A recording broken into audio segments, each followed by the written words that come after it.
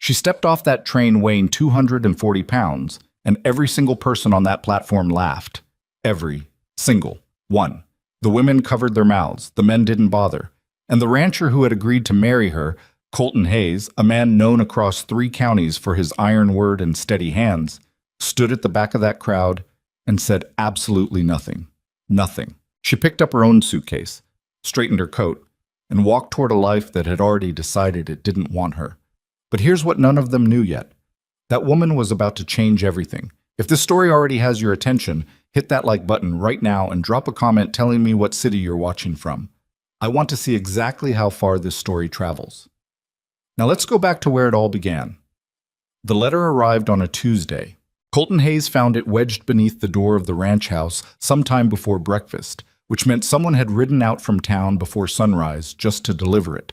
The envelope was stamped with the return address of the Hargrove and Associates Frontier Matrimonial Agency out of St. Louis, Missouri, and Colton stood in the doorway in his socked feet for a long moment before he finally tore it open. He read it standing up, read it twice. Then he folded it back into the envelope and set it on the kitchen table and went to start the stove for coffee, because that was the kind of man Colton Hayes was, the kind who needed to let things settle before he decided what to feel about them. The agency had found him a match. Her name was Hannah Brooks, 26 years old, originally from Millhaven, Pennsylvania. The letter described her as a woman of strong domestic character, experienced in household management and the care of dependents, in possession of good health and a gentle disposition. There was a small photograph included, about the size of a playing card, tucked into the fold of the agency's formal correspondence. Colton poured his coffee. He set the cup down on the table, picked up the photograph, and looked at it for a solid 20 seconds. Hannah Brooks was not what he'd imagined. She was heavy, noticeably so. A round face beneath dark hair pinned back without much fuss, broad shoulders, a figure that even the stiff formality of a portrait photograph couldn't disguise. She wasn't smiling. Most people didn't smile in photographs back then. The exposure took too long. But there was something in the set of her jaw that he couldn't quite name.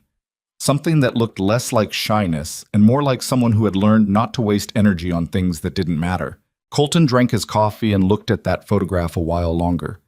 Then he set it down and unfolded the second document, the personal letter that Hannah herself had written, as was the agency's custom. Hargrove and Associates prided themselves on letting the women speak for themselves, at least on paper. The handwriting was clean and unhurried. None of the elaborate curlicues that some women use to dress up their letters. Just clear, practical penmanship that got right to the point. "Mr. Hayes," she had written, "I will not pretend to know exactly what you are looking for, and I don't think it would serve either of us for me to perform on paper what I cannot guarantee in person. What I can tell you honestly is this. I know how to work. I know how to keep a household running when the resources are thin. I know how to manage people who are difficult and situations that are uncomfortable, and I do not scare easily. I have spent the last 6 years raising my 4 younger siblings after our mother passed, which has taught me more about patience and endurance than I ever expected to learn. I am not a woman who needs things to be easy. I'm a woman who needs things to be real. If that is something that interests you, I am willing to make the journey west." Respectfully, Hannah Brooks Colton read the letter 3 times. He thought about a lot of things while he was reading it. He thought about the photograph and what people would say when they saw her. He thought about his ranch hands, 12 men who had worked Iron Hollow for anywhere from 2 to 8 years, rough-edged and opinionated and not exactly known for their sensitivity. He thought about the women in Dry Creek, who had opinions about everything and weren't shy about sharing them. He thought about his sister Clara, who had been pushing him toward this agency for the better part of 2 years, and what she was going to say when she found out he had finally done something about it. Then he thought about what Hannah Brooks had written. "I am not a woman who needs things to be easy. I am a woman who needs things to be real." He folded the letter. He picked up the photograph one more time. He looked at that jaw, at that set expression that wasn't quite a smile but wasn't sadness either. He wrote back that afternoon, Colton. It had been 9 years since Colton Hayes had done anything that could be called reckless. The last time was when he was 30, fresh back from a cattle drive that had gone 3 weeks longer than planned and cost him 2 good horses and 1 good friendship, and he had spent an entire evening playing cards at the Silver Spur Saloon in town and lost $42 he couldn't afford to lose. He had walked home in the dark, swearing at himself the whole way, And the next morning he had gotten up at 4:30 like always and gone back to work. And he had not done anything reckless since. He was 39 now. He owned 1,200 acres in Dry Creek Valley, a herd of 460 cattle, a horse operation that turned a quiet profit, and a house that was too large for one person and had been for the entire 9 years he'd lived in it alone. His father, Robert Hayes, had built Iron Hollow from nothing, had homesteaded the land in 1851 when there was nothing out here but grass and sky and the occasional disagreement with nature. Robert Hayes had been the kind of man who started before sunrise and stopped after dark and considered complaining a character flaw, and he had passed that particular philosophy to his son so thoroughly that Colton sometimes couldn't tell where his father's voice ended and his own thoughts began. Robert had died of a heart attack 6 years ago, dropping in the north pasture in the middle of a perfectly ordinary Tuesday morning, and Colton had found him at dusk when he didn't come in for supper. He had buried his father on the hillside east of the house, where the valley spread out below and the sunsets came in long and gold, and then he had gone inside and kept running the ranch. He hadn't really stopped running it since. Clara, his younger sister, 34, married to a hardware merchant in the town of Perdition, 8 miles east, had been saying for years that Colton was going to turn himself into an old man before he was 50 if he didn't let somebody in. She said it the way people say things they mean but can't do anything about, with a particular combination of exasperation and genuine worry that only siblings can pull off. "You need a wife, Colt," she had told him the previous fall, sitting at his kitchen table and watching him eat supper standing up because he hadn't bothered to sit down. Not because a ranch needs a woman, and not because people are talking, though they are, and not because Daddy would have wanted it, though he would have. Because you are a person, and people are not supposed to live alone like this. "I'm not alone," Colton said. "I've got 12 men on this property." "That is not the same thing, and you know it." "I like quiet." "You don't like quiet, Colton. You've just gotten used to it. There is a difference." He had not argued with that. He didn't have a good argument for it. 2 months later, Clara had come back with the Hargrove and Associates pamphlet. "I'm not ordering a wife from a catalog," he said. "You're not ordering a wife. You're corresponding with a woman who is also looking for a partner under circumstances that are honest and clear, which is more than most people get. It's not, Colton Robert Hayes, you have not been on a social occasion in 4 years unless it involved livestock. The agency is a practical solution to a practical problem. Just read the pamphlet." He had read the pamphlet, and 6 months later, on a Tuesday in early spring, he had received a photograph of Hannah Brooks and a letter written in clean, no-nonsense handwriting that told him more truth in 3 paragraphs than most people managed in years. He wrote back that afternoon. The agreement was made through letters, 4 of them exchanged over 6 weeks. Colton was not a natural letter writer. His first response to Hannah had been 8 lines long, which he'd considered generous, and he had spent more time on those 8 lines than he had spent writing anything since the contracts he signed for the Pemberton cattle deal 2 years back. He told her about the ranch, the acreage, the herd, the work that would be required. He told her the house was large enough. He told her his hands were experienced and generally reliable, though he didn't elaborate on what generally meant because he thought some things were better discovered in person. Hannah's reply was longer. Not dramatically so, but she had a way of filling space with information rather than ornament. She told him about her siblings, 4 of them, the youngest now 16 and the oldest 22, all of them either working or in schooling and no longer needing her constant supervision. She told him what she knew how to do: cook, preserve food, manage a budget, negotiate with suppliers, handle minor medical situations, and keep a house organized under difficult conditions.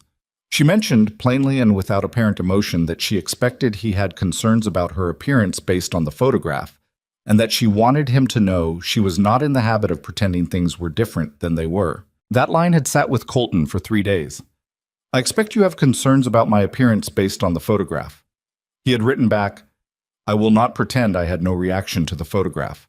I think honesty is worth more than politeness in the long run. What I can tell you is that I read your letter before I looked at the photograph again, and I have read your letter more times since. I would like to proceed if you are willing." She had written back, "I am willing." The last letter before her departure was logistical: train schedules, arrival dates, what she would need from the station. Colton had arranged for his best wagon and intended to meet her himself rather than sending one of the hands. He had not told his crew much beyond the fact that he was expecting a wife. He told himself this was because he didn't want the information complicated by opinions before Hannah arrived. He knew, if he was being entirely honest with himself, that part of it was because he didn't want to see their faces when he told them. That knowledge settled in his chest like a small, uncomfortable weight. He carried it around for 2 weeks before he decided there was nothing useful to do with it. The day Hannah's train was scheduled to arrive, Colton woke up an hour earlier than usual, which for him meant 3 in the morning, and lay in the dark for a while listening to the sound of the ranch settling around him. The house creaked the way old wood does in the pre-dawn cold. Somewhere down at the bunkhouse, someone coughed. Outside, the horses were quiet. He got up, made coffee, stood at the kitchen window while it was still dark and watched the shape of the barn against the not-quite black sky. He was nervous, which he recognized the way you recognize a horse acting different before a storm, by feel more than by thought. He was not a man who was nervous often, and when he was, it didn't look like much from the outside. He didn't pace, he didn't fidget. He just got quieter than usual, which on a man who was already quiet meant almost nothing at all. He saddled up before sunrise and rode the fence line of the north pasture for an hour, which was something he sometimes did when he needed to think without trying to. The morning came up pale and clear, no cloud in any direction, the kind of early spring sky that could turn to anything by afternoon. The cattle moved slowly in the bottom of the valley below. Everything was as it was. He rode back, changed his shirt, a concession to the occasion, and drove the wagon into Dry Creek. The train came in at 11:30. Colton stood on the platform with about 20 other people, most of them meeting family or goods. The station master was a round man named Everett, who was incapable of conducting any activity in silence, and he was talking to a woman near the office door about something to do with a delayed shipment of dry goods. 3 children chased each other around a stack of crates until their mother snapped at them. The usual business.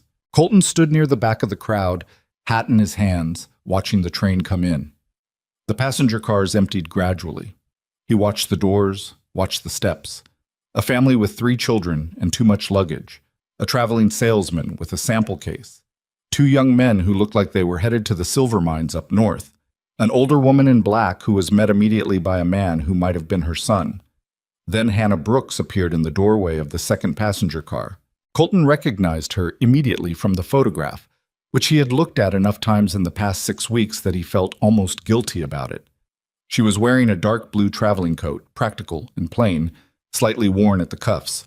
Her hair was pinned up under a small hat that had probably been good quality once.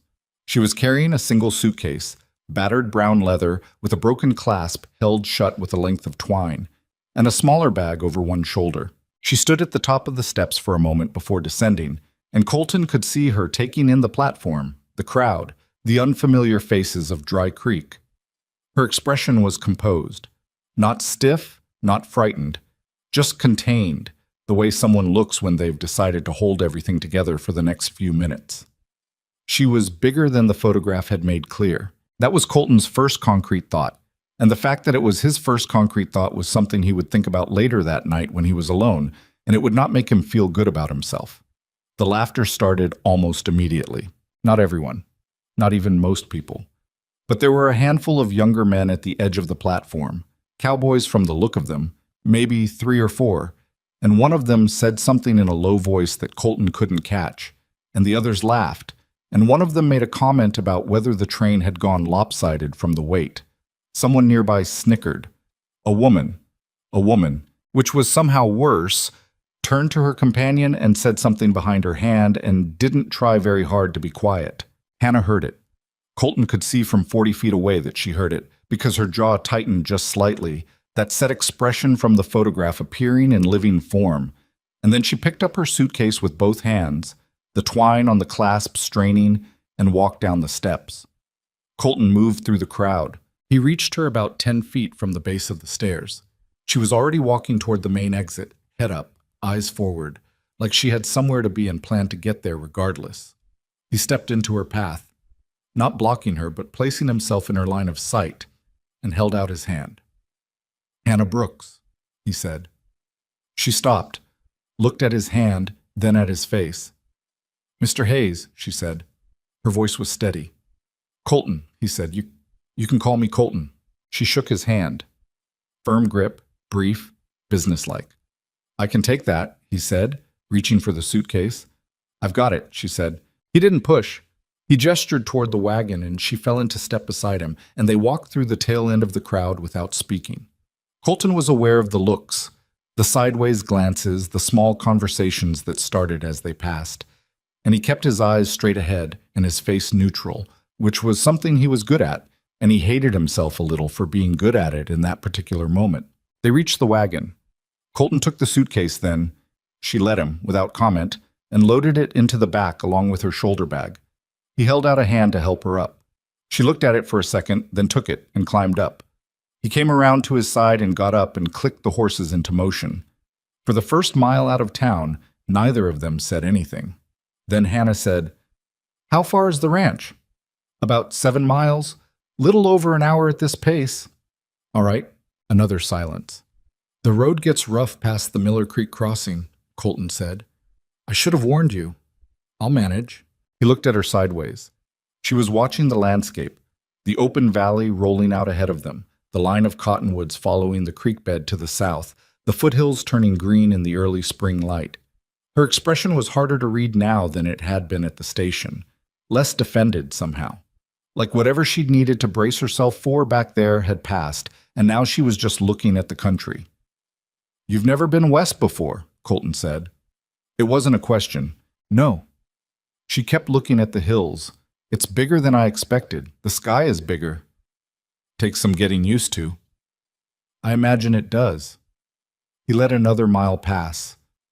"I want to say something," he said. "All right." "What happened on that platform?" "Those men." He paused, because he wasn't sure exactly what he wanted to say, and he didn't want to say it wrong.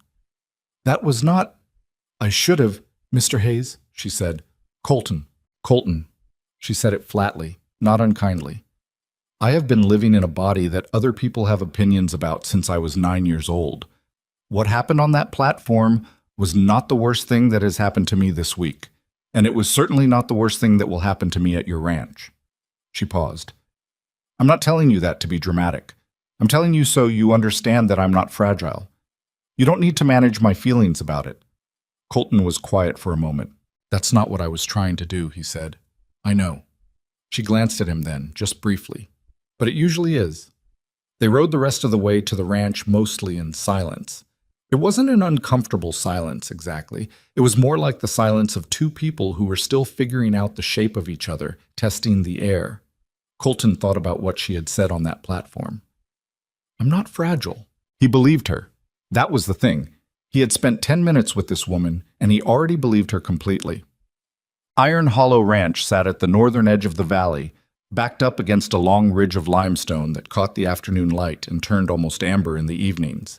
The main house was a 2-story structure that Robert Hayes had built in pieces over 20 years, adding rooms as the ranch grew, which meant the architecture made a kind of practical sense if you understood the timeline, and almost none if you didn't. There was a wide front porch, a kitchen that took up nearly a third of the ground floor, 4 bedrooms upstairs, and a back addition that had been a storage room and was now a storage room. The barn was newer than the house, rebuilt after a fire 8 years ago. The bunkhouse beyond it held the crew. When the wagon came up the drive, 3 of the ranch hands were doing a repair job on the corral fence about 40 yards away. Colton had told them that morning that he was going to town to collect his wife, and they had received this information with various degrees of reaction. Ned Tully, his foreman, had nodded like a man receiving a weather report. Pete Granger had said, "Huh," and gone back to his coffee. Roy Dillard had started to say something and then apparently thought better of it after one look at Colton's expression. The 3 at the fence stopped working when the wagon came up the drive. Colton could see them turning to look. He drove straight to the house, pulled up, and set the brake. He came around to help Hannah down. This time she let him without commenting on it. He retrieved her suitcase and shoulder bag from the back. By the time he straightened up, the 3 fencemen had drifted closer. Not all the way to the house. They stopped about 15 feet out, in that ambiguous territory between approaching and watching. 2 others had appeared from around the side of the barn, Billy Crane and a newer hand named Thatcher, who had been on Iron Hollow about 6 months. Billy Crane was 24 years old and possessed of the particular confidence of a young man who had been told he was charming often enough to believe it. He was a good hand with horses, which was the only reason Colton kept him on, and he had a habit of saying things that he thought were funny without always taking the time to consider whether they were. Billy looked at Hannah. Billy looked at the other men. Billy grinned. "Well now," he said, "I see why the supply wagon was running late." Nobody laughed outright, but 2 or 3 of them looked at the ground in that way that means they wanted to. Colton turned to look at Billy with an expression that had stopped conversations before and had stopped at least one fight that Colton could remember. "Billy?" he said. "Just saying," Billy said, but the grin was already fading because he was reading the room. "We were wondering what was taking so long." "You were wondering about the fence repair," Colton said. "Get back to it." Billy moved off without further comment, and the others dispersed in ones and twos back to whatever they were supposed to be doing. Colton turned to Hannah. She was looking at the house. "That's a big porch," she said. "It needs some work," Colton said. "The south end's got boards that should have been replaced 2 years ago." "The south end usually does." She picked up her shoulder bag. "Can I see the kitchen?" The kitchen was, if Colton was being honest, not in great shape. It was functional. He used it every day, but it had the particular look of a space that was being maintained rather than cared for. The iron stove was clean enough, but the pipe fitting at the top had loosened, and someone had wedged a folded piece of tin behind it as a temporary fix that had lasted approximately 3 years. The shelves held a reasonable supply of staples: flour, cornmeal, salt, dried beans, coffee, along with an assortment of canned goods that Colton bought from the general store in batches. The work table was scarred from years of use. One of the 3 chairs at the small kitchen table had a cracked leg that Colton had been meaning to fix since approximately the previous autumn. Hannah walked through the kitchen the way someone walks through a house they are buying, with a particular kind of attention, touching things lightly, opening cabinet doors, checking the stove's firebox. "When's the last time this chimney was cleaned?" she asked. "Last fall." "The pipe fitting up top there is loose." "I know. That needs to be fixed before it causes a fire." "I know that too." She looked at him. Not accusatory, just checking whether he was being straight with her. Apparently he passed the test because she turned back to the shelves. "You've got the basics," she said. "Not much in the way of variety." "I don't need much variety." "What do you feed your crew?" "Same as myself. Whatever's straightforward. Biscuits, beans, salt pork, occasionally beef if there's a reason for it." Hannah was quiet for a moment. "What time do they eat?" "Supper's at 6. Breakfast around 5:30. "Who's been cooking?" "Pete Granger does most of it. He complains about it, but he's the only one who doesn't burn water." Hannah opened the door to the pantry, a narrow room behind the kitchen with deeper shelves, and stood there for a moment, inventory taking with her eyes. "Can I have whatever's in here?" she asked. It's your kitchen," Colton said, and then because that had come out more abrupt than he meant it, he added, "I mean, yes, all of it. Whatever you need." She turned to look at him over her shoulder, and for just a second, a brief flicker, there was something in her expression that wasn't quite the neutral composure she'd been carrying since the train platform. Something that looked like relief, or the edge of relief, quickly put away. "Then I'll start supper," she said. "You just got off a train." "I know that." She was already moving to the stove, checking the wood bin beside it, calculating. "Your crew ate at noon?" "Most of them." "They'll be hungry by 5. Go ahead and you probably have things to do." Colton stood in the doorway of his own kitchen for a moment, slightly displaced, which was a feeling he was not used to in this house and wasn't entirely sure what to do with. "Right," he said. "I'll put your things upstairs." "That's fine." She was pulling the loose stovepipe fitting with both hands, testing it. "Colton," he stopped. "Which room is mine?" she asked. He had thought about this. He had thought about it more than he'd wanted to, the logistics of it, the implications. They were legally married, had been by proxy, the papers handled through the agency before her departure, but they were also strangers, and he had no intention of conducting himself like anything other than a decent man until circumstances suggested otherwise. Second door on the left at the top of the stairs, he said. I'm at the end of the hall. There's a lock on your door if you want to use it. She nodded, matter of fact. Thank you, she said, and turned back to the stove. By 4 o'clock, something was happening in the kitchen that Iron Hollow Ranch had not experienced in a very long time. It was hard to say exactly when the smell reached the bunkhouse. Colton was in the barn checking on a mare that had been favoring her left front leg, and he noticed it around 3:45. A deep, layered smell of cooking that was fundamentally different from the utilitarian odors that Pete Granger produced. There was something with onions, something with herbs that Colton couldn't immediately name, something with the dried beef from the pantry that had been there since January, and that Pete had been using strictly for a stew that tasted like hot disappointment. He leaned against the stall wall for a moment and just smelled it. The mare turned to look at him. Yeah, he said to the horse. I know. By 5 o'clock, men were finding reasons to be near the house. Ned Tully, his foreman, materialized near the back porch to check on something he couldn't clearly name when Colton asked him about it. Two of the younger hands, Carter and Reyes, were suddenly very interested in a piece of fence equipment stored in the shed adjacent to the kitchen yard. Billy Crane was sitting on a fence post 20 feet from the kitchen window, not doing anything in particular, with an expression that he was trying to make look casual and not quite managing. The smell got stronger. At 5:50, Colton went to the kitchen door. Hannah was at the stove, and the kitchen had transformed in a way that he couldn't entirely account for, given that it was the same room it had always been. Every burner was occupied. The work table held 3 dishes in various stages of preparation. The broken stovepipe fitting had been wedged back with something he couldn't identify from the doorway.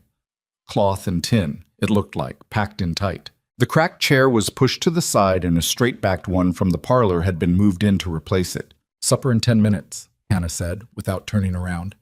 Hannah, you don't need to... Tell your men to wash their hands first, she said. The trough's by the bunkhouse. I know because I can see it from the pantry window. He opened the back door and called to Ned Tully, who was still standing in the yard with no particular cover story. Tell the crew. Supper in 10. Wash first. Ned nodded and headed for the bunkhouse, and the speed with which he moved told Colton everything he needed to know about the level of anticipation that had been building out there for the past 2 hours. They came in a group, 12 men, some still pulling their shirts straight, most of them wearing the particular combination of hunger and wariness that you see in people who want something, but aren't quite sure they're allowed to want it yet. They filed into the dining room, a long table that Colton's father had built. Solid oak, scarred and honest, room for 16 if you pushed, and found places without being told. Hannah brought the food out herself, without asking for help. A large pot of something thick and dark, with meat and onions and what turned out to be dried mushrooms she'd found at the back of the pantry shelf. A cast iron pan of cornbread that had risen up perfectly golden and was already threatening to make someone cry. A dish of stewed tomatoes with black pepper. Biscuits, better than Pete's, which everyone at that table knew immediately by the smell before they tasted them. She set the food down and stepped back to the kitchen without saying anything. The men looked at the table. The men looked at each other. Pete Granger, who had been cooking for this outfit for 4 years, cleared his throat with the air of a man who was about to have complicated feelings about something. Billy Crane reached for the cornbread. "Billy," Ned Tully said. Billy stopped. Ned looked toward the kitchen. "Mrs. Hayes," he called. "You're welcome to eat with us." A pause. Then Hannah appeared in the doorway, wiping her hands on a dish towel. "I'll eat after," she said. "There's room," Ned said. Another pause. Colton watched her calculate something. The room, the faces, the 17 different things that sitting down at that table would mean and cost. He watched her decide. She came to the table, sat at the far end, near the kitchen door. Someone passed her the cornbread and she took a piece and set it on her plate. Nobody said anything about her size. Nobody made a joke. Maybe it was the smell of the food still in the air. Or maybe it was something about the way she sat down, straight-backed, quiet, not asking for anything. But whatever it was, the room was different than it had been an hour ago, and Colton thought even the most oblivious man at the table could feel it. Then Billy Crane took his first bite of the stew. Billy Crane, who had been making jokes since the wagon came up the drive, put down his spoon, picked it back up, put it in his mouth again, and made a sound that Colton had never heard a grown man make at a dinner table before. "Lord," Billy said, to nobody in particular. Then everybody was eating. They ate without much talking, which at Iron Hollow was not unusual, but the quality of the silence was different. It wasn't the usual end-of-the-day quiet of men who were tired and hungry and had nothing left to say. It was the quiet of people who were paying attention to something, giving it the respect of their full concentration. Pete Granger ate 2 servings of the stew and looked like he was thinking hard about something. Ned Tully ate without looking up, which on Ned meant he was experiencing something he didn't know what to do with. Billy Crane. Billy, who had made the supply wagon joke in the yard and watched Colton's eyes go flat and kept his mouth shut since. Billy cleaned his plate and then set his fork down and looked at Hannah at the far end of the table. She was eating her own cornbread and not looking at anyone. "Mrs. Hayes," Billy said. She looked up. Billy had the expression of someone fighting a small internal war and losing. "That," he said, pointing at the empty pot with his fork, "is the best thing I have eaten since my mother's kitchen. And I don't say that to be polite. I say it because it's true." Several men murmured something that functioned as agreement. Hannah looked at Billy for a moment with an expression he probably couldn't read, and Colton almost could. "You're welcome," she said. Flat and even and entirely without warmth or coldness. Billy nodded. He seemed like he wanted to say something else and couldn't quite find it. He settled for nodding again and looking back at his plate. After supper, the men cleared their own dishes to the kitchen without being asked, which Colton had never once seen them do for Pete Granger in 4 years. They filed out into the evening without much noise. Colton stayed to help Hannah with the washing up. She accepted this without comment. They stood at the wash basin together in the kitchen, the oil lamp burning, the window dark now over the valley. "You didn't have to do all that," Colton said. "Not tonight. Not your first day." "I know."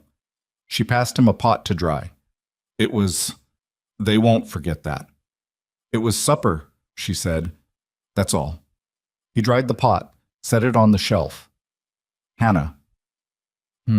He stood there for a moment, holding a dish towel, trying to figure out what he wanted to say.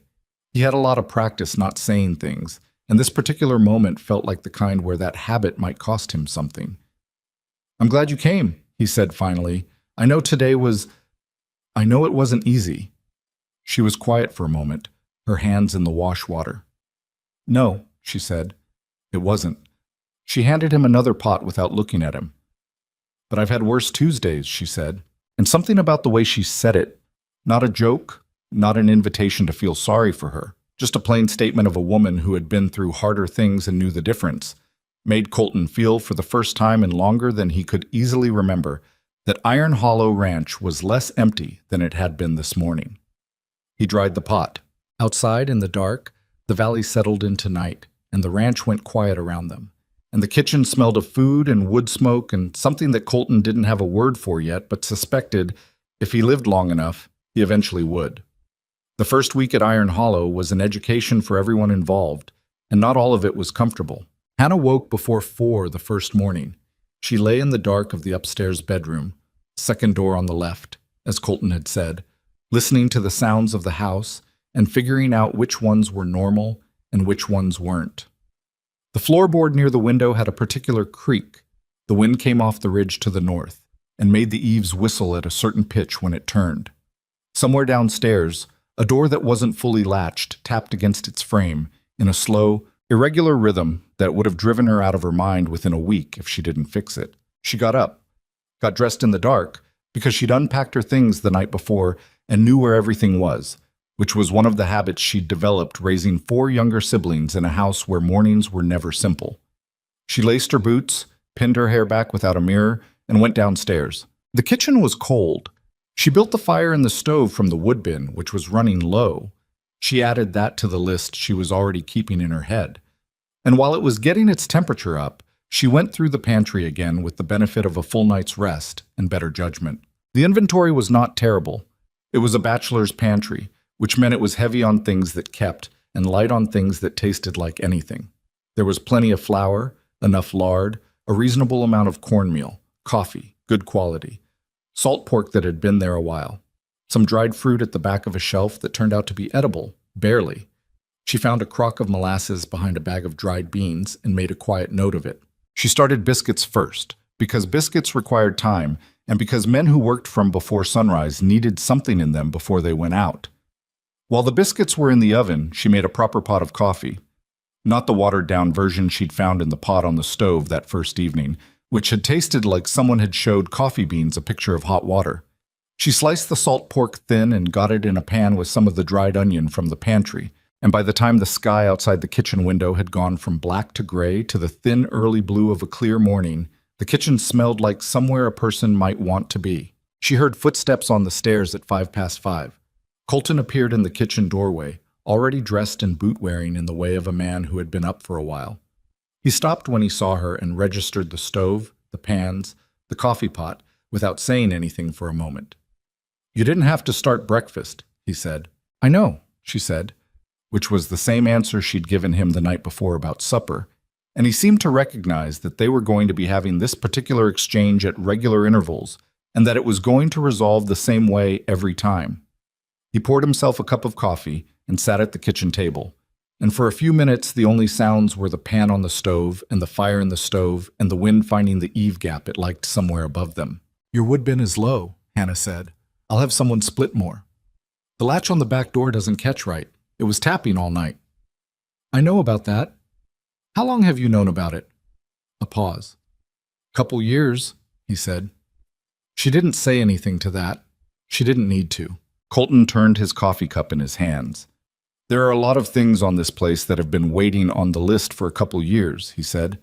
It came out with less defensiveness than she might have expected, more like a man stating a fact he wasn't particularly proud of. "When it's just you fix the things that stop you from working and let the rest go." "I understand that," she said. She pulled the biscuits from the oven. "I'm not criticizing. I'm just telling you what I'm going to fix." He looked at her for a moment. "All right," he said. The hands came in for breakfast in shifts, the ones who started earliest, then the rest, and Hannah fed them in the same quiet way she'd fed them supper the night before, putting the food on the table and stepping back. She didn't perform hospitality, and she didn't ask for thanks. She just cooked and kept the plates full and refilled the coffee when it ran low. The men ate differently than they had the first night. The novelty was still there, but it had shifted into something else, a kind of cautious routine, like they were starting to let themselves expect it without quite being willing to admit that yet. Pete Granger came in for breakfast, ate 2 biscuits and most of the salt pork, and told Colton privately afterward, not knowing Hannah was on the other side of the kitchen wall and could hear every word, that he was willing to give up cooking duties effective immediately and didn't intend to feel bad about it. Billy Crane came in last, same as always, which Colton had mentioned was a habit of Billy's that had survived 3 separate conversations about punctuality. Billy sat down at the end of the bench, reached for the biscuits, noticed the pan was empty, and looked up. Hannah set a fresh pan on the table. Billy blinked. "How'd you know?" he started. "You were the last one through the door yesterday, too," she said. "I made extra." Billy looked at the biscuits, looked at Hannah, opened his mouth, and then closed it again because whatever he'd been about to say seemed to lose its footing somewhere between his brain and his mouth. "Thank you," he said finally. Just that. Hannah went back to the kitchen without responding. The back door latch was fixed by the second afternoon. Hannah had asked Colton for a screwdriver and a piece of spare iron, and he had showed her where the tool chest was without asking what she needed it for. And by the time he came back from the north pasture at 3 o'clock, the door swung shut and caught clean. He stood in the doorway testing it for a moment, opened it, let it close, opened it again. He was still standing there when Ned Tully came around the corner of the house. "Door works," Ned observed. "Yep," Colton said. Ned looked at the door and then at Colton. "Your wife fixed that?" "Appears so." Ned had been foreman at Iron Hollow for 6 years and had a way of absorbing new information that involved very little visible reaction and a great deal of quiet internal processing. He looked at the door one more time. "Huh," he said, and walked on. Hannah was in the kitchen when Colton came inside, working on something at the table that turned out to be a chair leg, the cracked one from the chair she'd moved aside the first evening. She had the chair upside down on the work table and was fitting the leg back with a joint that looked more solid than the original. "You've done carpentry before," Colton said. My father was handy. He taught me the basics before he died. She tested the joint, pressing the leg firm. Do you have wood glue? This will hold for a while without it, but glue would be better. Somewhere in the tool chest. I'll find it. Don't go out of your way. It's not out of my way. She glanced at him, that quick evaluative look she had when she was deciding whether he was being polite or honest. He was learning that she had very little patience for polite and a great deal of use for honest. All right, she said. Thank you. He found the wood glue. She finished the chair that evening, and it sat at the kitchen table looking like a chair that had never had a cracked leg at all, and Colton sat in it at supper and didn't feel it give even slightly. What nobody on that ranch had anticipated, not the hands who had watched her walk up the drive on the first day, not even Colton, who had tried to go into this with his eyes open, was the pace of her. Hannah Brooks did not move slowly. She was not the kind of person you watched and thought, there is a woman who works hard. She was the kind of person you watched and thought, I need to pay more attention or I'm going to miss something. She was always 3 tasks ahead of wherever she appeared to be. The kitchen garden, a patch behind the house that had grown nothing but weeds for 2 years, got cleared on day 4.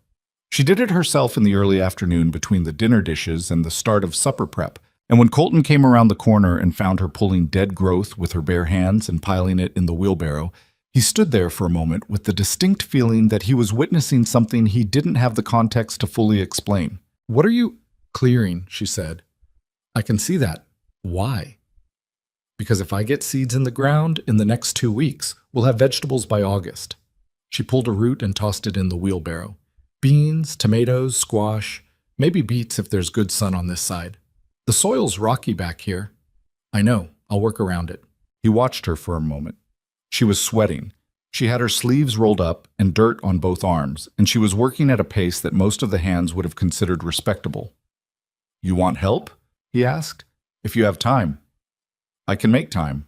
So he got a pair of work gloves from the barn and came back, and they cleared the rest of that patch together in an hour, mostly without talking, which was a thing Colton had always believed you could learn more from than conversation. A lot of people were pleasant in conversation and useless in work, and it was the work that told you the truth about them. Hannah was not useless in work.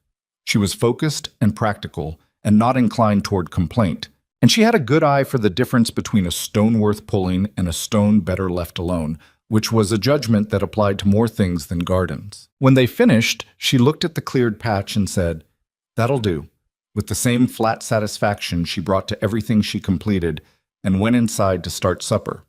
Colton stood at the edge of the cleared garden for a moment, looking at it.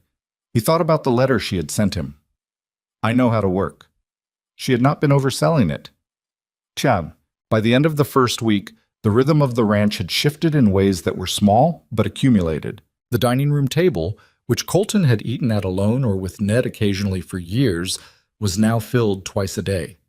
Breakfast and supper, the hands coming in with something closer to order than they'd ever managed under Pete Granger's loose arrangement. Not because Hannah had laid down rules, she hadn't, not explicitly, but because the food was worth being on time for, and men who have a reason to be somewhere tend to be there. Pete Granger, freed from cooking duties, had become noticeably more productive in the 2 weeks since, and had taken on a fencing project he'd been avoiding for a month. He mentioned to Ned that he felt guilty about this. Ned told him not to. The bunkhouse had gotten cleaner, which Colton noticed and couldn't explain until Carter mentioned that they'd started holding each other to a standard before coming to eat, because none of them wanted to be the one who showed up dirty to Mrs. Hayes's table. Carter said this in a tone that suggested he found the whole situation slightly embarrassing. Colton told him to keep doing it. The bigger shift was harder to name. It was something in the texture of the days, a slight reduction in the low-grade friction that any group of working men develops over years in close quarters. Arguments that usually ran a day and a half seemed to run a few hours. Small complaints evaporated. Colton didn't understand it fully until Ned said something to him on a Thursday afternoon at the edge of the east pasture, watching the herd move. Different around here, Ned said. Yeah, Colton said. Good different. Yeah. Ned was quiet for a moment. You know what it is? Somebody's paying attention. He picked at the fence post he was leaning on. When there's food worth eating and somebody who gives a damn if the door latch is right, it changes how a man carries himself. Don't know exactly why, just does. Colton thought about that for a long time afterward. The part of the first week he thought about the most, though, was something that happened on the Wednesday afternoon. He came back from a cattle check to find 3 of the younger hands, Carter, Reyes, and a boy named Lowell, who was 17 and still figuring out how humans worked, standing near the garden patch Hannah had cleared. They weren't doing anything exactly, just standing in the way that young men sometimes stand when they have opinions they're working up to. Hannah was in the garden. She had gotten seeds in on Monday and was now working on something with the wooden stakes and the string she'd found in the tool shed, laying out the rows with a precision that Carter appeared to be finding more impressive than he wanted to admit. "You sure that layout's right?" Carter called out. Hannah didn't look up. "I'm sure. My aunt did a garden back home. She said you got to go north to south for the sun." "Your aunt's right for most places," Hannah said, pressing a stake into the earth. "But this patch runs against the ridge. You want the rows angled about 20 degrees east, or you lose morning light on the west edge?" Carter considered this. He leaned over to Reyes and said something. Reyes said, "She's probably right." Carter said, "I know she's probably right. I'm just..." and trailed off. Lowell, who had been silent up until now, said quietly, "You could just say the garden looks good." Carter stared at Lowell for a moment in the way that a person who is being correctly observed sometimes looks at the observer. "Garden looks good," Carter called out. Hannah glanced up at that, just briefly.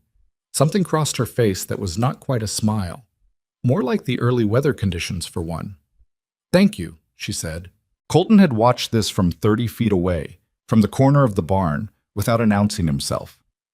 He stayed there a moment after the 3 hands dispersed, watching Hannah work the stakes into the dry ground, unhurried and deliberate and utterly unaware of being watched. He felt something settle in his chest that he hadn't been expecting. Not comfort, exactly. More like the first sign that something you weren't sure was going to hold had just held. He went back to work. That night, Wednesday of the first week, they ate supper together in the usual way, the whole table, the food disappearing at the rate it always did now. Afterward, the men filed out, and Colton was sitting at the cleared table with the second half of his coffee, which had gone cold, when Hannah came out of the kitchen and sat down across from him with her own cup. She sat with her elbows on the table, which was not the posture of a woman performing anything. She looked tired. Not defeated tired, just the honest tiredness of someone who had worked since before 4 in the morning, and it was now past 7 at night. "I need to go to the general store," she said. "Soon. The pantry can stretch another week, but after that we're thin." "I go to town Saturday usually," Colton said. "That works?" "You can make the list. I'll add the ranch supplies." She nodded, drank her coffee. The lamp on the table was burning low. "Is there anything you can't find at the store in Dry Creek?" she asked. "What do you need?" "Proper herbs. Real ones, not just salt and pepper. And I'd want dried chilies if they have them. Probably don't." "You'd be surprised. There's a woman runs the dry goods side, Mrs. Alcott. She orders things people ask for. Usually takes a couple weeks." Hannah nodded slowly, filing this away. "The crew," she said after a moment. "What about them?" "They're better men than they showed that first afternoon." Colton looked at his cold coffee. "Most of them, yeah," he said. "Billy Crane," she said. "Billy's..." He stopped. "Billy's young, and he's been told he's charming more times than was good for him. He's not mean. He's thoughtless, which isn't the same thing, though it doesn't feel that different when you're on the receiving end." Hannah was quiet for a moment. "No," she said. "It doesn't." Colton looked up. She wasn't looking at him. She was looking at her coffee cup, turning it slowly in her hands. There was nothing dramatic in her expression, no invitation to ask more, no performance of wound. It was just a statement, offered and then left alone. "Hannah," he said. She looked up. He had the thing he wanted to say right there. He could feel it, and then it slipped sideways the way words sometimes do when they matter too much to come out straight. "You've done more this week than I expected," he said instead. Which was true, but wasn't the thing he'd been trying to say. and he knew it and suspected she knew it too. She looked at him for a moment. "Did you expect much?" she asked. There was no accusation in it. It was a genuine question. He considered lying and decided against it. "I didn't know what to expect," he said. She nodded, like that was the honest answer, and she appreciated it. "Neither did I," she said.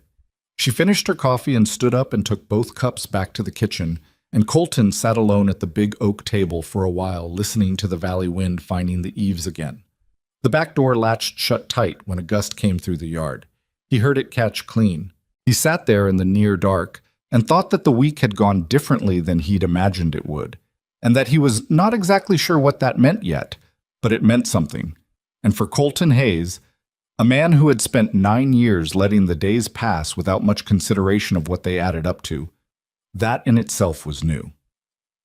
3 weeks into Hannah's time at Iron Hollow, something happened that Colton had not seen in 6 years of running the ranch himself. Every man showed up to work on time, not almost on time, not close enough. Every single hand, including Billy Crane, who had a documented personal history with punctuality that suggested he considered it more of a suggestion than a requirement, was at the barn or the fence line or wherever Ned had told him to be, at the hour Ned had specified, for 11 consecutive days. Colton noticed on day 8 but didn't say anything because he was the kind of man who believed that commenting on a good thing too soon was the fastest way to jinx it. On day 11, he mentioned it to Ned. Ned leaned on the corral fence and squinted at the middle distance. "They don't want to miss breakfast," he said. "That's it?" "That's most of it." Ned picked at a splinter on the top rail. "Also, I think they feel like someone's watching, not in a bad way, more like somebody notices if they're not there. Pete used to put the food out and go back to sleep. Your wife knows if a man hasn't eaten." Colton thought about that. "She say something to someone?" he asked. "Doesn't need to." Ned pulled the splinter free. "That's the thing about it." It was a small observation, the kind that doesn't sound like much until you turn it over a few times. Colton turned it over most of the afternoon. Hannah had not announced herself at Iron Hollow. She hadn't made speeches or laid down expectations or attempted to reorganize the way the men operated. She had simply paid attention, consistently, without apparent effort or agenda, and the men had felt it the way you feel a change in the weather before the clouds actually arrive. Something in their posture had shifted. They worked a little cleaner, finished jobs instead of leaving them 3/4 done, picked up after themselves in ways that Pete Granger had spent years unsuccessfully nagging them about. The ranch itself was changing too, in the accumulated way that places change when somebody starts giving a damn about the details. The broken boards on the south end of the porch had been replaced. Hannah had asked Carter and Lowell to help her with it on a Saturday morning, phrasing it as needing an extra pair of hands rather than issuing an order, and the two of them had spent 3 hours doing it and left looking like they'd been paid a compliment. The chimney pipe as the kitchen was properly fitted now, the cloth and tin packing replaced with a real repair after Hannah had asked Colton to climb up and look at it with her and had explained exactly what needed to happen, and he had done it that same afternoon. The curtains in the front room, thin, faded things that had been hanging since Robert Hayes's time, had been taken down, washed, rehung, and didn't look new but looked like someone had noticed them. None of it was dramatic. That was the thing that kept striking Colton when he noticed another change. It was all ordinary, all the small maintenance of a lived-in place, the kind of thing that accumulated invisibly when ignored and accumulated just as invisibly when attended to. He had been ignoring it for years, not from laziness exactly, but from the practical arithmetic of a man running a large operation alone. You fixed what broke the work, and everything else waited. Hannah seemed to operate by different arithmetic entirely. She fixed what broke the living, and the work, it turned out, followed. The Saturday trip to Dry Creek went the way Colton had been quietly dreading and not entirely in the ways he'd expected. They went together in the wagon, Hannah with her supply list written in that clean, economical handwriting, Colton with his own list of ranch hardware and feed supplies. The morning was cool and clear, the valley road running straight south through country that was just starting to show green, and they rode the 7 miles mostly comfortable in the silence that had become their ordinary mode of travel. Dry Creek on a Saturday morning was the closest thing the valley had to a social occasion. The general store, the hardware, the feed mill, and the handful of businesses along the main street drew people in from the surrounding ranches and farms, and the sidewalks had enough foot traffic by 9 o'clock to qualify as crowded by local standards. Colton pulled the wagon up in front of Alcott's general store and helped Hannah down. She had worn her best dress, which was dark green wool, well made but not new, and she carried herself with the same straight-backed composure she brought to everything. He watched her take in the street, the clusters of people, the eyes that found them and lingered, and saw her do the thing he was starting to recognize, the slight internal gathering, the decision to hold everything together. "I'll do the hardware first," he said. "Meet you back here in an hour?" "That's fine," she said. She went into Alcott's and Colton went the other direction toward the hardware store and spent 20 minutes working through his list with the proprietor, a quiet man named Davies who had been selling supplies to Iron Hollow since Robert Hayes's time and had the good sense not to have opinions about other people's business. When Colton came back to the wagon to stow his hardware purchases and head to the feed mill, he passed the front window of Alcott's general store and looked in without meaning to. Hannah was at the counter with Mrs. Alcott, a small, sharp-eyed woman of about 60 who ran her side of the store with the efficient authority of someone who had been doing it for 40 years and saw no reason to adjust. They appeared to be in conversation, a real one, not the polite minimal exchange that strangers manage. Mrs. Alcott had a paper out and was writing something, and Hannah was talking with both hands, which Colton had noticed she did when she was explaining something she cared about. He watched for a moment through the window. Two women near the dry goods shelf were watching Hannah with a particular expression, not hostile exactly, but the kind of evaluating look that certain people wear when they're deciding what to think about something that doesn't fit their existing categories. One of them leaned to the other and said something. The other glanced at Hannah's figure and nodded in a way that wasn't agreement so much as confirmation. Hannah had her back to them. She didn't see it. Colton went to the feed mill. He thought about it the whole walk over. He thought about it the whole way home, sitting beside Hannah on the wagon seat, while she told him that Mrs. Alcott had agreed to order dried chilies, 2 kinds of specialty flour, and a specific variety of dried bean that apparently produced a different quality of dish than what was available locally. Hannah described this with the contained satisfaction of a woman who had negotiated a favorable supply arrangement, which it was, and Colton said the appropriate things and listened and drove the horses and thought about those 2 women by the dry goods shelf. He had grown up in Dry Creek Valley. He knew the families, the dynamics, the way information moved through a community this size. He knew that Hannah's arrival had been noted and discussed, and that the discussion had not been entirely kind, because he had gotten 3 pieces of that conversation secondhand through Clara, who had reported it with a specific anger that Clara reserved for things she considered beneath human decency. He knew people were talking.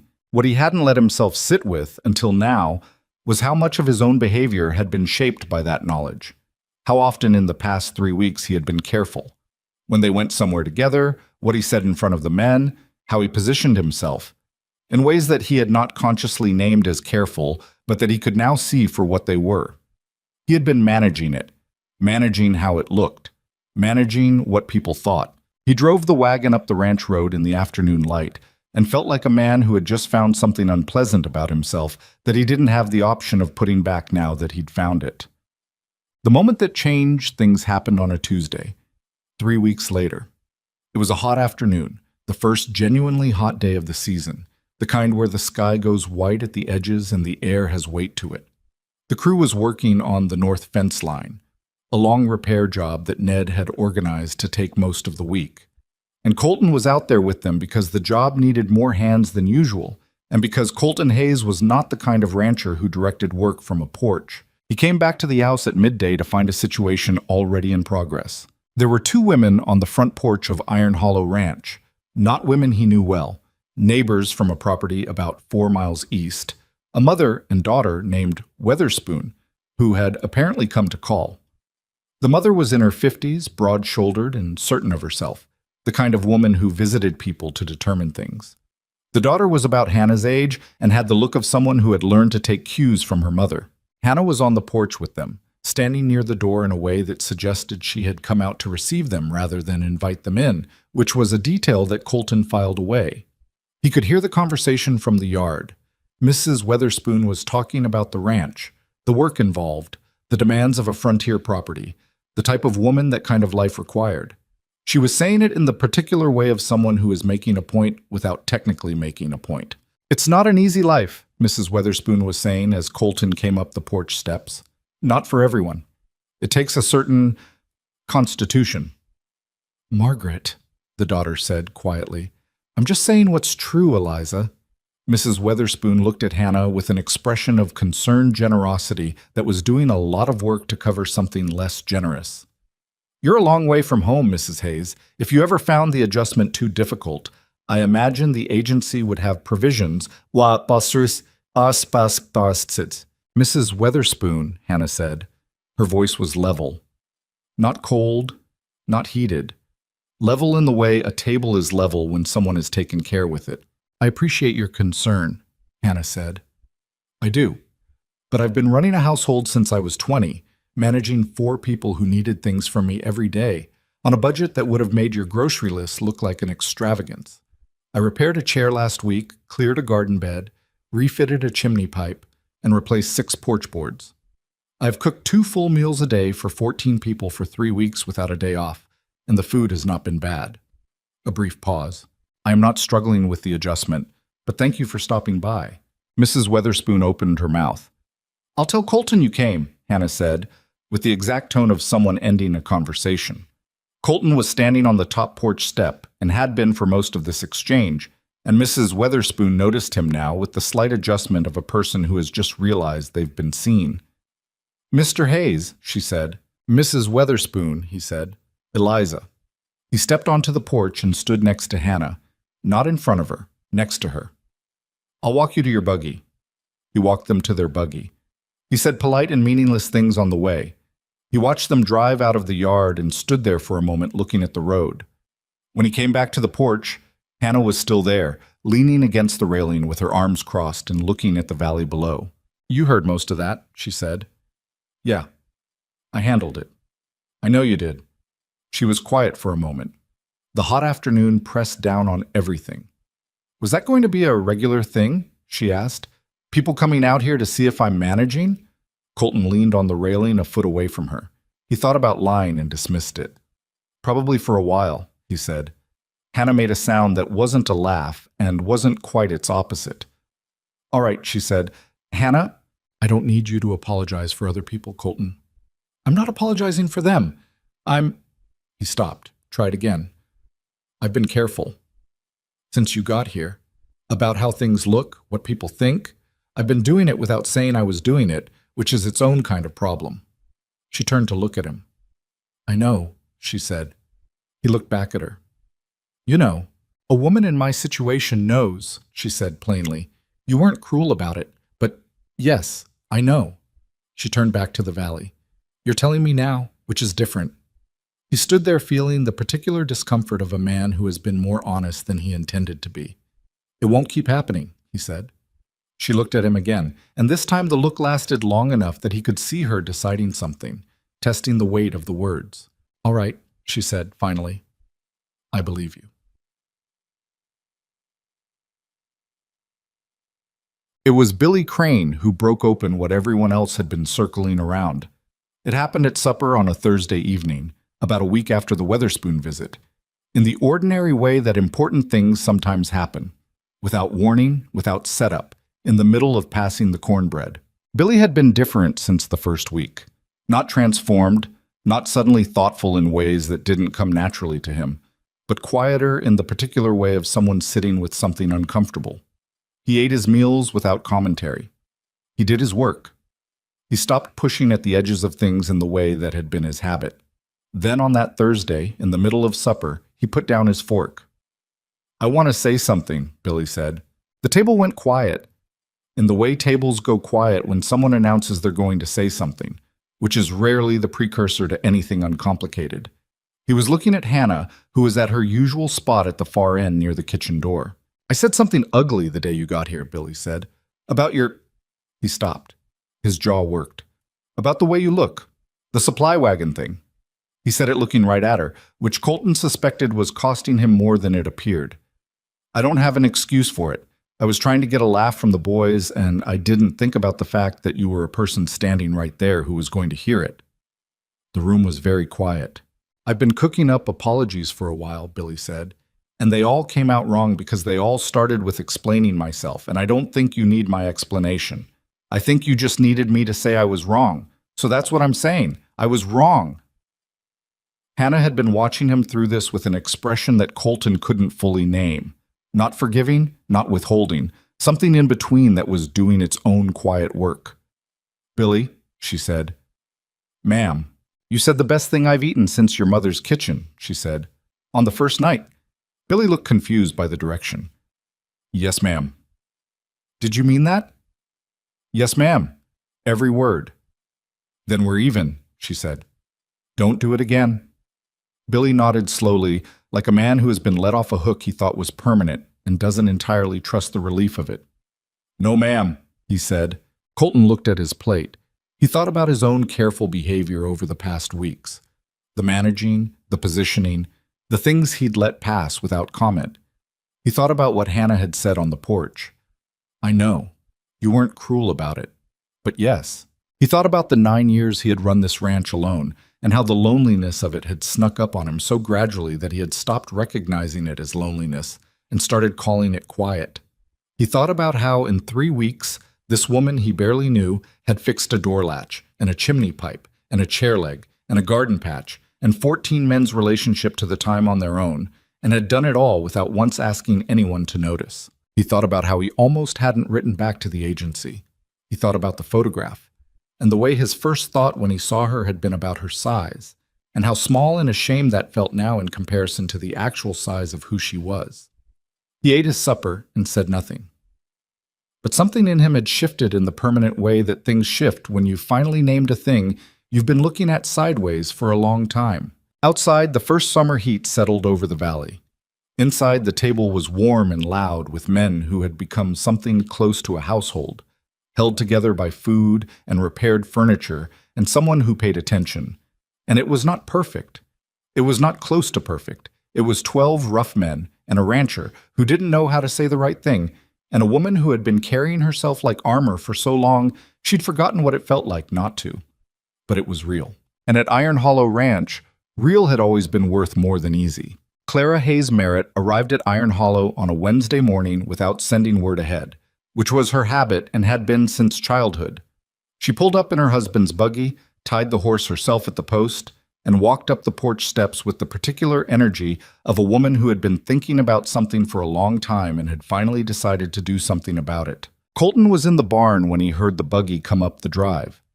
He recognized the horse before he recognized his sister, and he came out wiping his hands on a rag with the expression of a man who knew exactly what this visit was about and had been expecting it for roughly 6 weeks. "Clara," he said.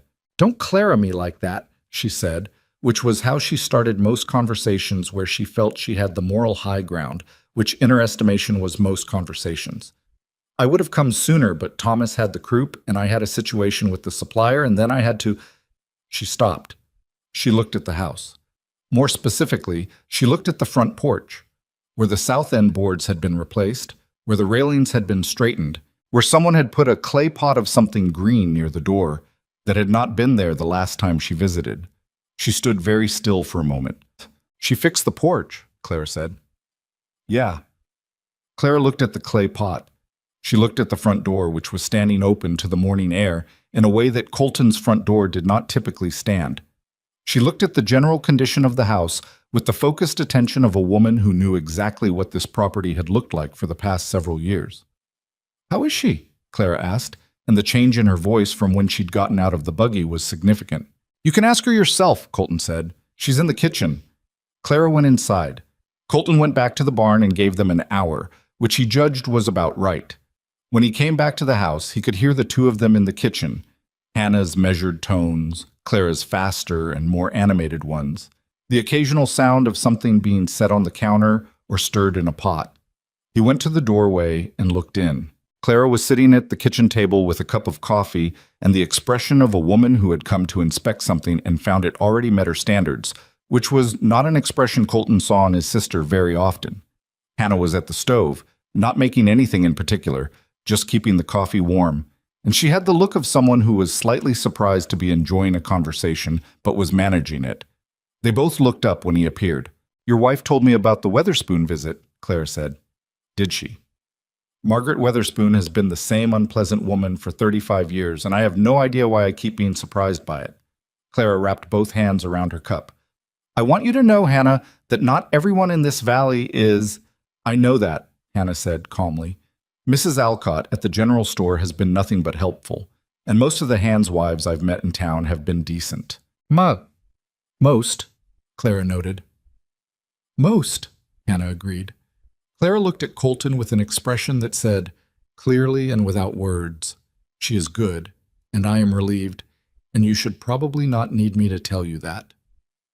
Colton received this expression and said nothing, which was the appropriate response. Clara stayed for most of the day. She and Hannah walked the kitchen garden in the early afternoon, and Colton could see them from the fence line. Clara gesturing at things, Hannah answering, and at one point both of them looking at the same section of fencing along the garden's east edge with the shared critical attention of women who have opinions about how things ought to be built. Clara laughed at something Hannah said, loud and genuine, and Colton felt something in him ease that he hadn't known was tense. Before she left, Clara found him in the yard alone. I like her, Clara said. I know, Colton said. She's not what I expected. She's not what anyone expected. Clara studied him for a moment. She had the haze eyes, the same shade of gray-green, the same quality of looking at things for longer than was comfortable when she thought something needed to be said. And you? She said. What are you doing with that? Colton looked at the middle distance. Working on it, he said. Clara nodded, slow. Don't take too long, she said. That's all I'm saying. She picked up the buggy reins. Some women wait on men to figure themselves out. Some don't. You should know which kind you married. She drove out, and Colton stood in the yard, and he was fairly sure he knew which kind he'd married, and that knowledge had its own particular pressure. The thing about pressure is that it builds until something gives. What gave was a Tuesday evening, a little past 7, about 8 weeks after Hannah had arrived at Iron Hollow. The day had been long. A cattle count that ran 3 hours longer than planned because 2 animals had broken through the south fence and required tracking down, a feed delivery that arrived wrong and had to be sorted, a minor argument between Carter and Thatcher that Ned had handled, but that left a residue of tension in the bunkhouse that Colton could feel across the yard at supper. The kind of day that didn't break anything but ground you down from the edges. The men had gone to the bunkhouse after supper. Hannah had cleaned the kitchen. Colton had sat at the table afterward with the ledger book he kept for the ranch accounts, going through the numbers for the month, which were good. Better than the same period the previous year, actually, by a margin that would have been hard to explain on paper, but that he understood completely when he looked at the crew's output over the past 2 months. Hannah came out of the kitchen and stopped in the doorway when she saw he was still at the table. I can come back, she said. No. He closed the ledger. Sit down. She sat across from him. She had let her hair down. It was loose around her shoulders, which he hadn't seen before. She always had it pinned up before he came in from work. And she looked different with it down. Not more or less herself, just different, another version of the same person. The lamp between them was burning low. I owe you something, Colton said. Hannah waited. When you got off that train, he said, there were people laughing on that platform, and I was standing at the back of that crowd, and I didn't— He stopped. He had practiced versions of this in his head more than once in the past several weeks, and they all sounded better in his head than they were sounding right now. I didn't move fast enough. I let it go on longer than I should have. And that was— Colton, let me finish. He wasn't angry. His voice was even and low. I have been thinking about that moment since it happened, and I have not been thinking about it in the right way. I kept telling myself I didn't know what to say, or I was too far back in the crowd, or it happened quickly. All of that is true. None of it is the reason. He looked at her directly. The reason is that I was already thinking about how things looked, already worrying about what people thought about you, about me, about this arrangement, and that worry kept me standing still when I should have been moving. Boss. Hannah was very quiet. You told me on the wagon that day that you didn't need me managing your feelings about it, Colton said. I know that. I'm not trying to manage your feelings now. I'm telling you what I did and what it came from, because you deserve to know that I know the difference. The lamp guttered slightly in a draft from somewhere. Neither of them moved. I got a letter from the agency, Hannah said after a moment. He hadn't expected that. When? Last week. I didn't mention it because I was deciding how I felt about it. She folded her hands on the table, an unconscious thing, the way her hands went when she was working through something. They send letters to both parties at the 2-month mark.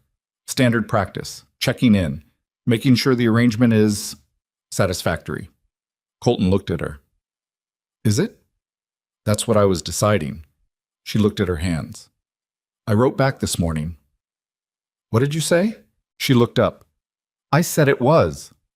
The word satisfactory sat between them for a moment, doing too small a job for what she seemed to mean by it, and they both knew it. Hannah, Colton said. I know what I signed up for, she said, and it wasn't defensive, it was just factual, the way she was about most things. I am not a woman who went west looking for romance. I went west looking for something real, and that's what I've got. And I'm not going to pretend it's less than it is because it isn't dressed up the way some people imagine these things should be. That's not what I'm trying to say. Then what are you trying to say? He was quiet for a long moment. I looked at your photograph before I read your letter, he said. You knew that. You said as much when you wrote to me that you expected I had concerns about your appearance. And you were right. I did. He kept his eyes on her. I almost wrote back to the agency to say the match wasn't right. Something moved in her face, small and fast and then gone. I didn't, he said, because I read your letter. And the letter was more real than anything I'd read in a long time. But I want you to know that I almost didn't, because you deserve to know the whole of it, not the version where I make myself look better than I was. The kitchen was very still. Why are you telling me this? Hannah asked. Because I have been careful with you, he said. Careful about what I say. Careful about what I let you see of what I'm thinking.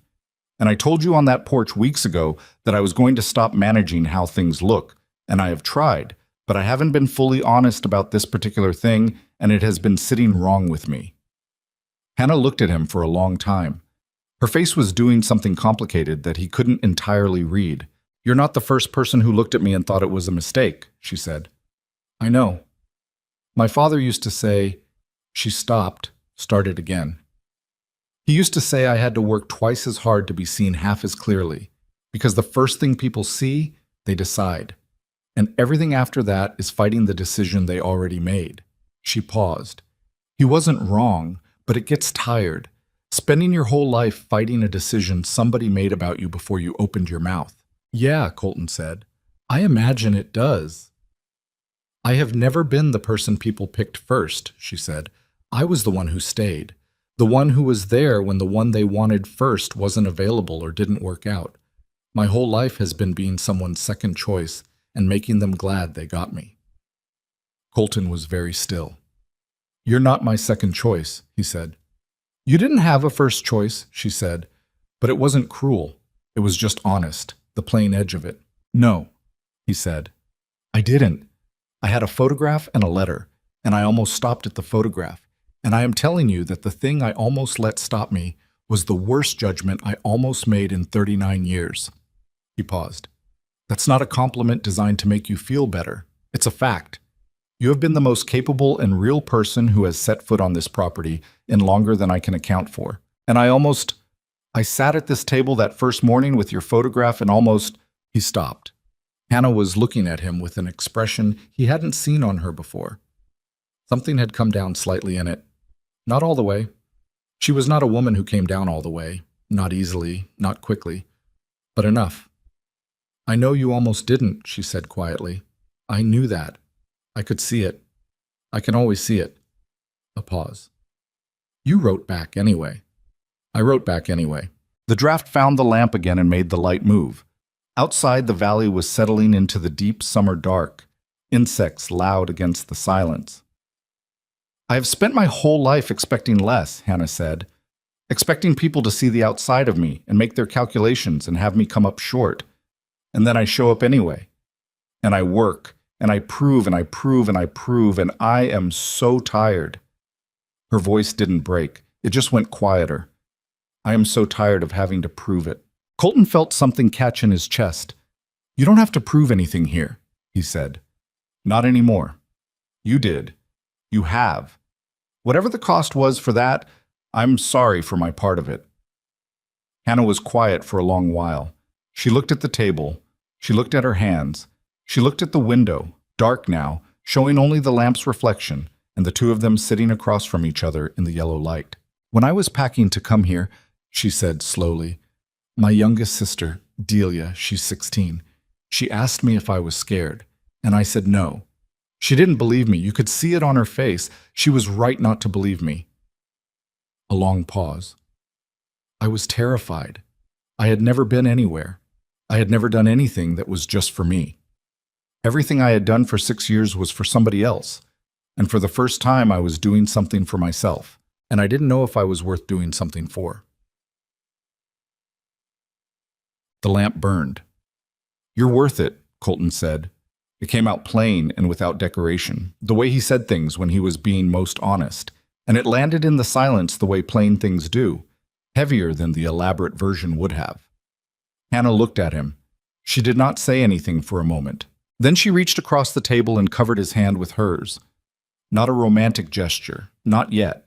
It was the gesture of two people acknowledging that they were in the same place at the same time and both of them knew it. A contact that meant I hear you, a contact that meant I'm still here. His hand turned under hers and held on. They sat like that for a while in the kitchen that smelled like supper and wood smoke, and 2 months of careful, hard-won living, and outside the ranch settled into the night, and the valley spread out dark and enormous in all directions. And inside this house that had been too big for one person for too many years, it felt, for the first time, exactly the right size. Neither of them moved for a long time. Neither of them needed to. The hand-holding didn't fix everything. That was the thing about real life. It didn't work the way stories sometimes suggested, where the honest conversation was the hinge point and everything after swung cleanly into place. Colton and Hannah were still two people who had known each other for 2 months, still navigating the particular awkwardness of intimacy that was growing faster than familiarity, still figuring out the 100 small negotiations that make up a shared life. They still had mornings where they talked past each other, still had evenings where Colton came in from work carrying the weight of the day and couldn't put it down fast enough to be present, and Hannah could feel it and didn't always know what to do with it. Still had the occasional misread, a silence that meant nothing taken as something, a practical comment received as criticism. But the hand on the table had been real, and they both knew it, and that knowledge changed the shape of the space between them in ways that were gradual and unannounced and more durable than the dramatic version would have been. Colton started coming in from work a few minutes earlier in the evenings. Not every evening. Some days ran long, regardless of intention. But enough that Hannah noticed, and she showed she'd noticed by having the coffee ready when he came through the door, which was its own language. He started asking her opinion about things. Not household things, which had been her domain from the start, and which she managed without needing his input, but ranch things. A decision about the cattle rotation. A question about whether the south fence repair was worth doing before winter or could wait. He had Ned's counsel for those things, and didn't technically need Hannah's, and they both understood that asking wasn't about the cattle. It was about including her in the larger life of the place, acknowledging that this was her ranch now, too. She received this carefully, the way she received most things from him. Not with obvious warmth, because that wasn't how she was built, but with a steadiness that meant she was taking it seriously, which was worth more. By the end of July, they had settled into a version of partnership that was unromantic in its daily texture and deeply solid underneath. They made decisions together about the supply orders. They sat on the front porch on Sunday evenings when the week's work allowed it, usually not talking much, watching the light die over the valley. Once, in the 3rd week of July, he had reached over and taken her hand on that porch without being prompted, without there being any particular occasion for it, and she had let him, and they had sat like that until the dark came in. Neither of them talked about it afterward. Neither of them needed to. The summer moved. The garden Hannah had planted came up with the particular stubbornness of things that have been well tended. Beans first, then the tomatoes, the squash sprawling over its corner of the bed in a way that required some intervention. She had been right about the row angles and the morning light, which Carter acknowledged at supper one evening by saying, without preamble, that his aunt back home would have approved of the layout. Hannah had looked at him and said, "Tell her I said so." And Carter had looked briefly like he didn't know what to do with that and then smiled. The vegetable garden changed something small but real about the ranch's economics. It wasn't a dramatic reduction in costs. It was beans and tomatoes and squash, not a farm operation. But it was fresh food through the summer months, and fresh food had a way of affecting morale that was disproportionate to its actual nutritional contribution. Men who ate green things from a garden that was on the property they worked on felt, in some hard-to-articulate way, like they were part of something that was taking care of itself, like the place was alive in a way it hadn't been before. Mrs. Alcott's specialty orders started arriving in August. The dried chilies, the different flour, the bean variety Hannah had specified. The first night she cooked with the new ingredients, she made something that had no specific frontier precedent. A dish that combined the dried chilies with the beef and the beans, and a technique that had come from somewhere in her 6 years of cooking under constraint, doing more with less, finding ways to make ordinary ingredients into something worth eating. The men ate it in near silence, the particular silence of people whose full attention is occupied. Pete Granger, who had made his peace with not being the cook and had become something close to Hannah's most honest admirer in the process, looked up from his plate and said, "You should teach someone this." Hannah looked at him. In case, Pete stopped. He was saying something he hadn't fully thought through. "I just mean, this shouldn't be something only you know." It was a strange kind of compliment, practical and graceless, and it was exactly the kind that Hannah understood. "I'll teach whoever wants to learn," she said. 3 men volunteered the next morning. Not to become cooks, they made that clear, but to know. Billy Crane was one of them, which surprised everyone, including Billy, who seemed slightly surprised at himself. The shift in how Dry Creek Valley saw Iron Hollow happened the way most shifts happen, not in a single moment, but in an accumulation of smaller ones that eventually tipped into a new understanding. Part of it was the ranch's visible output. By late summer, the cattle operation was running at a productivity that neighboring ranchers noticed when they compared notes at the feed mill or the Saturday markets. The numbers weren't miraculous. This wasn't a story about a magic transformation. But they were meaningfully better, and the men who ran comparable operations had the professional curiosity to wonder why. The answer, when it filtered back through the usual channels of valley gossip and secondhand conversation, was not what most people had expected. The answer was, the men ate well and worked like it. The answer was, the ranch house had been organized so that the operation ran cleaner. The answer was, in the plain language of men who didn't dress things up, Colton Hayes' wife knew what she was doing. This was not universally received well. There were people in Dry Creek Valley, and Mrs. Weatherspoon was not alone among them, who had a significant personal investment in the idea that Hannah Brooks's arrival at Iron Hollow had been a mistake.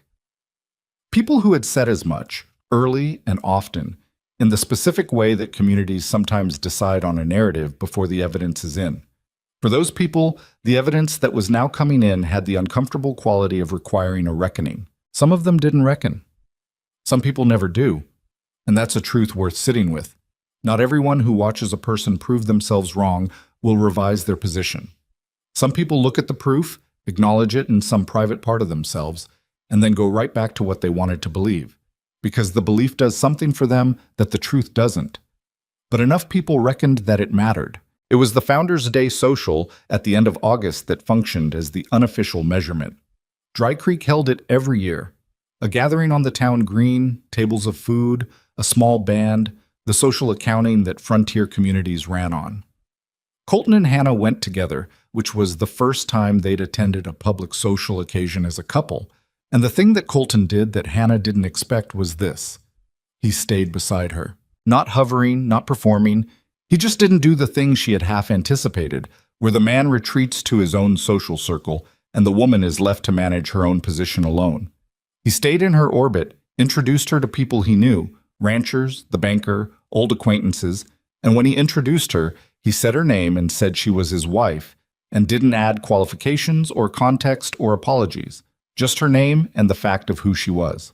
Hannah shook hands and answered questions and was quietly observed by people who had expected to find something to confirm their existing opinion and found instead a woman who was composed without being cold, direct without being rude, and who clearly knew more about the practical running of a frontier ranch than several of the men who were asking her questions. Mrs. Alcott was there and came directly to Hannah with the warmth of a woman who had decided some time ago where she stood.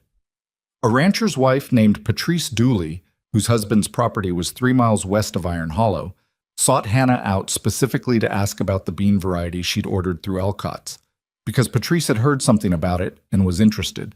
Hannah talked about beans for 15 minutes with the focused pleasure of someone discussing a subject they genuinely cared about, and Patrice Dooley listened with equal seriousness, and by the end of it, they had made an informal arrangement to share seeds the following spring.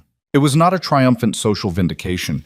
It was a conversation about beans, but it was real, and it was hers. And it was the beginning of Hannah Brooks Hayes having a life in Dry Creek Valley that belonged to her rather than just to the role she'd come to fill. Colton watched this from 10 feet away, talking to a rancher he'd known for years about water rights, and he felt something that was not pride exactly. Pride was too self-referential for what he felt, but was something in the direction of it.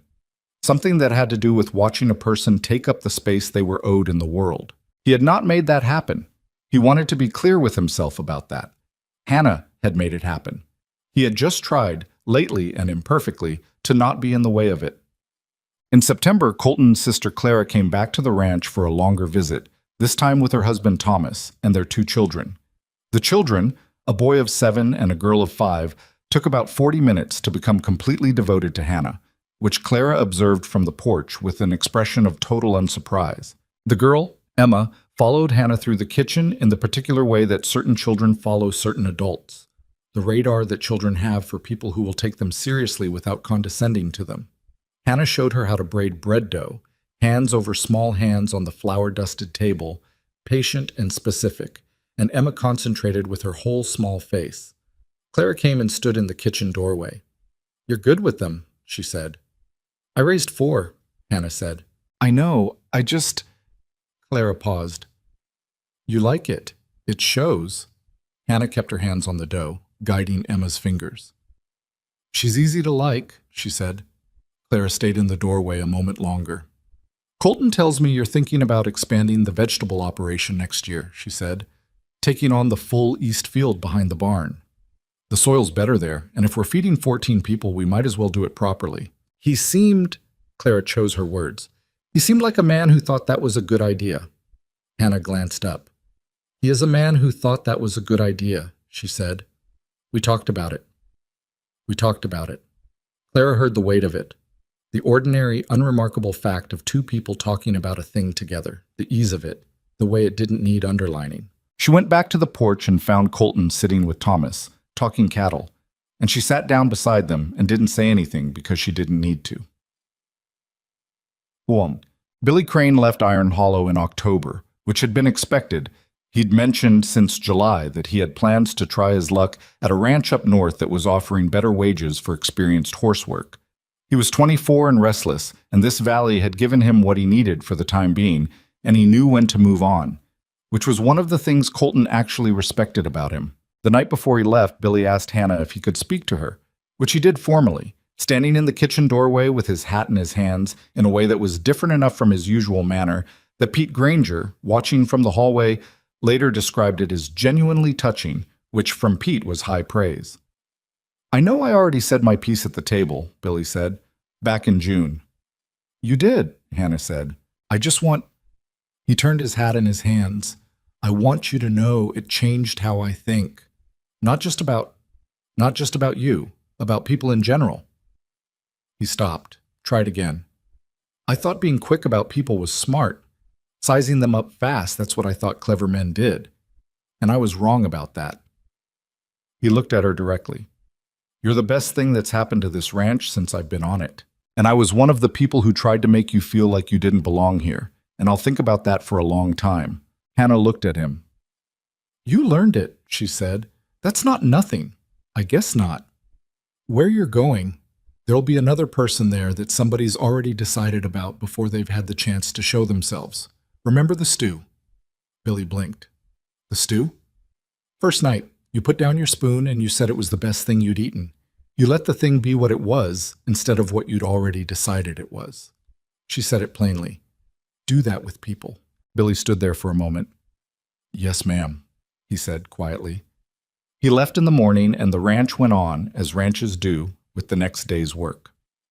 There is a particular kind of life that doesn't announce itself. It doesn't arrive at once, fully formed and recognizable. It comes in increments. A repaired door latch, a garden properly planted, a hard conversation held past the comfortable stopping point, a hand taken across a table at the end of a long day. It comes in the choice to stay when leaving would have been easier, and in the choice to speak when silence would have been safer, and in the 10,000 ordinary moments that don't feel like anything while they're happening but turn out, in aggregate, to be everything. Hannah Brooks. Hayes understood this better than most people, because she had spent her entire adult life in the accumulation of ordinary moments on behalf of other people. She knew what it looked like to build something real without an audience, without recognition, without anyone standing by to note the value of the work. She had done it for 6 years in a house in Pennsylvania, for 4 siblings who needed her, and she had come west expecting to do it again, in a different house for different people, for different reasons. What she had not expected was that the building would start to belong to her. That was the thing nobody had told her, that a life made of work and care and showing up could eventually stop being something you gave away and start being something you inhabited. That a ranch in Dry Creek Valley could stop being a transaction and start being a home. That a man who had almost not written back could turn out to be someone who took her hand on the porch in the dark and meant it. She was not a woman who had needed rescue. She had never been that woman and didn't intend to become her. She had come to Iron Hollow with the same equipment she'd always had. The ability to work, the willingness to stay, the refusal to spend her energy on bitterness that could go somewhere more useful. Those things had not been given to her by Colton Hayes or by this valley or by anything that had happened here. She had brought them with her in a battered brown suitcase with a broken clasp held shut by a length of twine. What Iron Hollow had given her was somewhere to put them, and what she had given Iron Hollow, what one woman's consistent, unasking, practical love had given to 12 rough men and 1 quiet rancher and 1 piece of valley land, was the thing that is hardest to name and easiest to feel. The thing that makes the difference between a place that functions and a place that lives. The thing that no number of cattle or acres or profitable quarters could manufacture, that you could not order from an agency catalog or negotiate into a supply contract. Someone paying attention, someone who gave a damn whether the door latched right.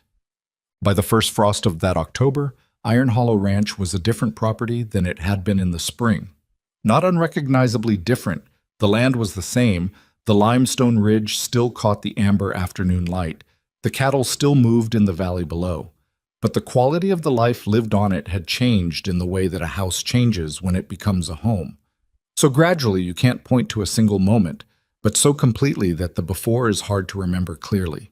Colton Hayes was, by his own estimation, not a changed man. He was too old and too settled in his particular shape to claim transformation. He was the same man who woke before 4, who fixed what broke the work and let too many other things wait, who said less than he felt in most situations, and was still working on that. He was still most comfortable in silence, and most himself with animals and land and the tangible problem directly in front of him. But he was a man who understood, now, the difference between quiet and empty. A man who had learned, at 39, that the things you almost don't do are sometimes the most important things you ever do. A man who had looked at a photograph and made nearly the worst decision of his life, and had been saved from it by 8 lines of plain, honest handwriting, and who had not forgotten that and did not intend to. He sat on the front porch on the evening of the first frost with Hannah beside him, both of them wrapped against the cold, the valley below silvered and still. The sky was going from amber to the deep, saturated blue that only comes in autumn, the kind of sky that doesn't care how you feel about the summer ending. "First frost," Hannah said. "Garden's done," Colton said. "Garden was done 2 weeks ago. I just hadn't pulled the last of the stakes." "I know, I was just saying." She looked at him sideways. "You were making conversation." "I was making conversation." She looked back at the valley. "You're getting better at that. Don't make too much of it." She almost smiled. He could see the edge of it.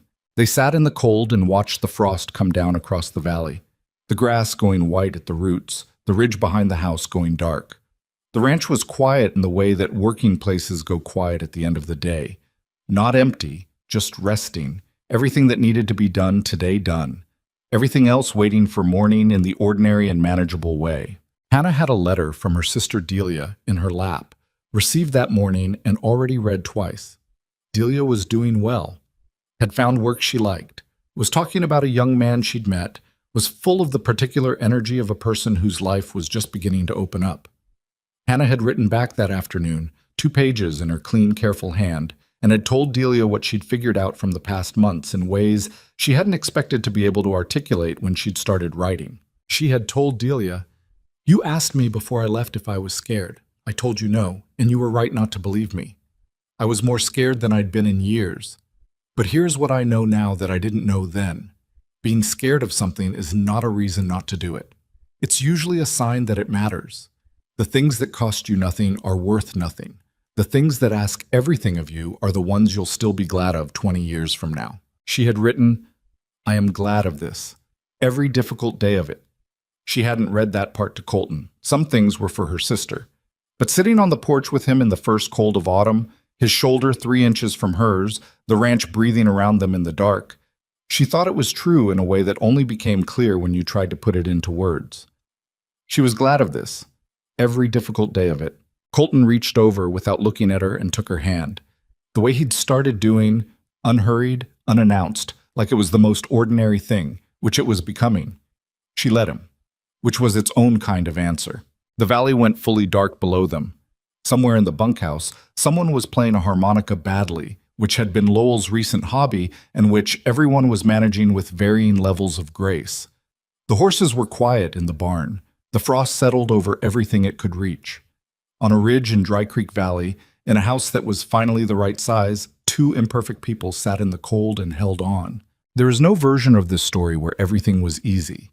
There is no version where nobody laughed on that train platform, or where the first look at a photograph didn't matter, or where a man was never careless with his silence, or a woman never exhausted from the years of having to prove herself to rooms that had already decided about her. Those things happened. They are part of the story because they are part of what people are. The ways we fail each other before we learn better. The cost of what we almost miss. But here is what is also true. People learn. Not all of them, not always, not completely, but enough. Often enough, and in time enough to matter. A woman got off a train in a town that laughed at her. She picked up her own suitcase and she walked forward, because that was what she knew how to do. And she had been doing it her whole life, and she was not about to stop. She cooked a meal. She fixed a latch. She planted a garden in rocky soil and got the row angles right. She told the truth about hard things to a man who needed to hear it. She taught 3 cowboys how to cook a dish they'd never forget. She wrote to her sister that being scared of something is not a reason not to do it. She built a life. Not because someone gave her one, not because the valley decided she deserved one, or because the people who laughed eventually apologized, or because a man who almost didn't write back turned out to be a good one. She built it from the same materials she'd always had: work, endurance, the refusal to answer cruelty with cruelty. And she built it in plain sight, without fuss, the way all the most permanent things are built. And Iron Hollow Ranch, which had been one lonely man's silent operation for 9 years, became something that the valley talked about differently. Not because of any single dramatic event, not because of a miracle or a windfall or a turn of luck, because someone had come and paid attention, because a door latch that had been tapping for 2 years finally caught, because 12 men ate well and worked like it, because 2 people who had nearly not found each other chose, slowly and imperfectly and with no guarantee of anything, to hold on. The harmonica in the bunkhouse hit a note that was almost right. The valley held its frost. The lamp in the kitchen window burned steady.